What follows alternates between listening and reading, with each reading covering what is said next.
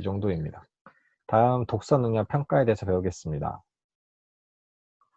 독서 능력 평가에서는 이런 내용들 차근차근히 이제 했었어요. 기초 한글 해득, 이제 어휘력. 그래서 위에는 약간 초등학교 정도까지, 그 어휘력은 고급 어휘는 이제 고등학교까지도 가지만, 위에는 약간 저급, 위에는 약간 초급과 고급으로 나눠서 본다고도 이제 할 수 있는데요. 이런 요소들을 이제 뭐 지필평가 같은 시험 형태로도 많이 이제 하고, 이제 관찰평가, 비형식 평가로도 이제 하는데요.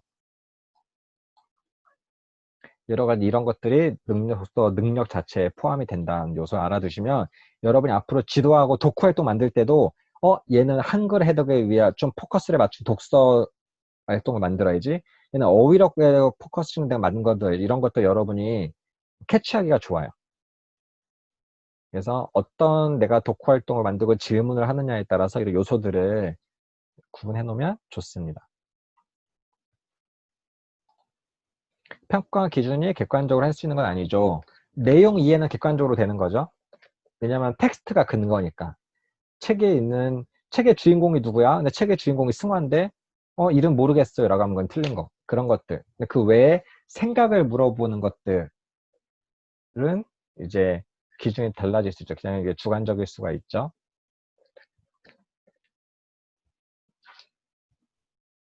예, 그 성인을 독서지도 할 때,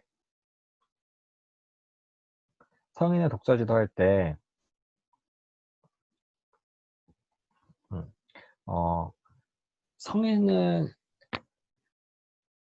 우선 어떤 컨셉이냐에 따라 기본 다른데, 어, 성인도 만약 내가 고전 책 읽기 이런 것처럼 깊이 있고 막 어려운 책도 읽고 싶다. 그러면 어휘력부터 가야 되죠. 그러면 되게 어려운 말도 많이 읽고 있으니까는 같이 검색하면서 막 하고 이렇게 되는데, 이제 무조건 습관을 들이고 싶다. 이런 거에서는 이런 걸 체크한다기보다는 계속 꾸준히 읽는 거에 맞춰서 하고, 여러 가지에 따라 이제 성인 지도는 이제 컨셉에 따라 다르게 해요.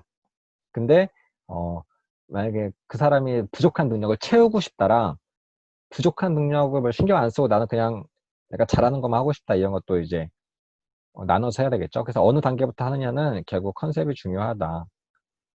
학습자 컨셉과 목표에 맞게 이제 하는 거. 어휘력을 가르치려면 어려운 어휘가 들어가 있는 텍스트를 선정을 해야 돼요. 그쵸? 뭐 쉬운 책 해놓으면 어휘력 가르칠 필요가 없는 거니까, 이런 것도 컨셉 목표에 따라서 어떤 책을 선정할 거냐부터 해서 차근차근히 들어갑니다. 네. 어떻게 감상을 하게 할 수 있을까요? 이거는 사실 뭐 학생도 마찬가지고 성인도 마찬가지고, 어땠어? 영화 보고 나서 영화 어땠어? 좋았어?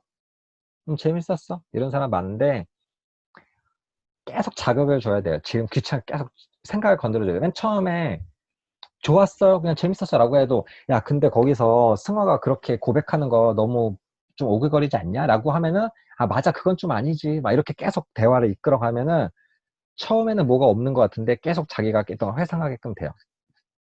계속 대화할 거리, 질문거리, 이런 걸 이제 계속 자극을 시켜주고, 독후 활동 같은 것도 이제 약간은 좀 액티비티한 다양한 독후 활동 같은 거를 건드려서 계속 꾸준한 자극을 줘야 돼요.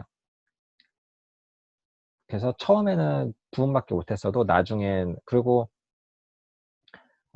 이런 것들이 너무 자연적으로 하기 너무 힘들어하는 친구한테는 아예 뭐 보기 전에 몇 가지 과제를 줘요. 목표. 오히려 이런 애들은 목표의식이 뛰어날 때가 있어요. 주인공이 어떻게 고백했는지 잘 파악해봐. 주인공의 성격을 이해해봐. 뭐 이렇게 과제를 주고 딱 그 부분에 초점을 맞춰서 보게끔 하는 것도 이제 방법이라고 할 수 있습니다. 또 어렸을 때 개발되지 못한 성인에게 가장 효과적인 방법은 능력 발달이에요. 태도 간의 능력 발달에서, 능력은 반복이에요. 결국 성인의 입장에서는 계속 책을 많이 읽어보게끔 하는 게 되게 중요해요. 스스로 배울 수 있는 거. 근데 그것을 이제 여러분 책은 조절할 수 있겠죠. 처음에는 쉬운 책 줬다가 쉬운 책을 좀 이제 잘 읽으면 조금은 더 어려운 책을 주고 이런 식으로 단계별로 조절할 수 있지만 성인한테는 결국 스스로 많이 읽는 게 중요해요. 여러분한테 계속 책을 읽어보세요, 읽어보세요라고 하는 게 이제 결국 그런 의미입니다. 그 앞에서 독서를 할 때 공감하고 정서적으로 하는 것도 중요하죠. 독자가 정서적으로 받아들이는 능력은 어느 정도인지 평가할 수 있는 기준이나 방법은 있을까요? 그래서 여기 능력 말고 독서 태도, 독서 동기평가 이런 것도 있어요. 근데 그런 건 이런 거예요. 내가 뭐 책을 읽고 눈물을 흘린 적이 있나요? 이런 거죠. 여러분 좀 채팅창으로 대답 한번 해볼게요. 내가 책을 읽고 운 적이 있다. 그래서 뭐 책이 아니더라도 저는 항상 영화 같은 것도 그러고 영화 보고 눈물 흘린 적 있나요? 라고 이런 것도 많이 하는데 영화를 정말 분석을 잘하고 막 통찰력 있게 보고 막 이래도 감동 안 받는 사람은 안 받아요. 그래서 분석하려고만 하고. 우리 아까 독해 단계에서도 감성적 독해도 있었잖아요. 감상적 독해?